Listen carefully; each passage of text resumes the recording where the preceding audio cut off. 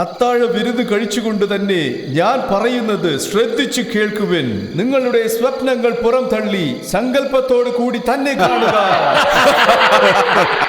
ദേവാലയം ജനപ്രവാഹം കൊണ്ട് നിറഞ്ഞു തുളുമ്പുന്നു.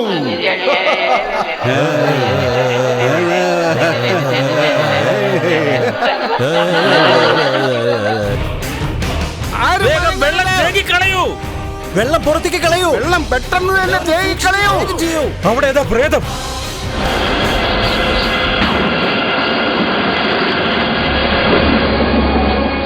നീ ദൈവമാണെങ്കിൽ എന്നെയും കടലിലൂടെ നടത്തൂ.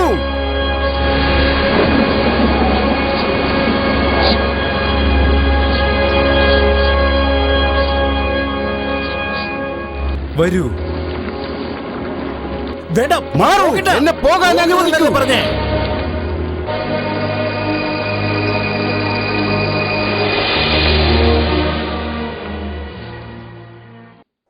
അതവനായിരുന്നെങ്കിൽ എന്നെ കൊന്നുകളയുമായിരുന്നോ? അങ്ങനെയാണെങ്കിൽ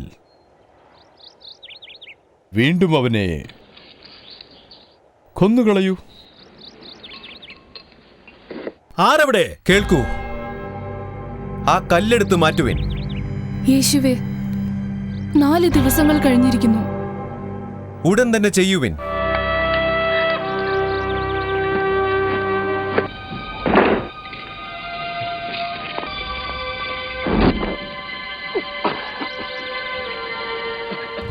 പിതാവേ,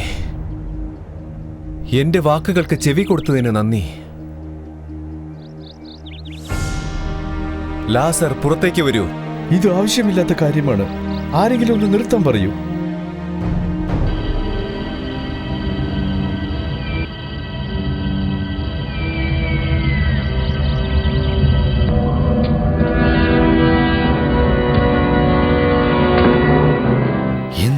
നോക്കുവിൻ, അവർ ജീവനോട് തിരിച്ചു വന്നു. അത് അഴിച്ചു കൊടുക്കുവിൻ.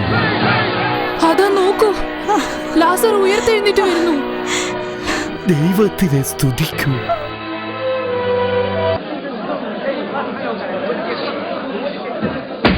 എല്ലാവരും ശാന്തരാകൂ, ശാന്തരാകൂ.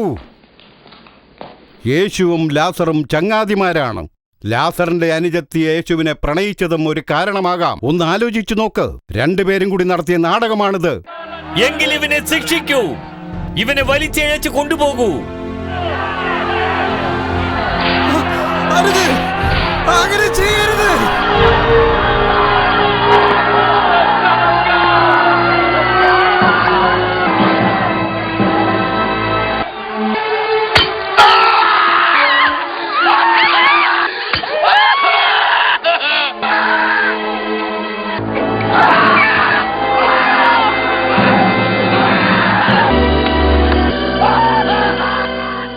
പിതാവേ,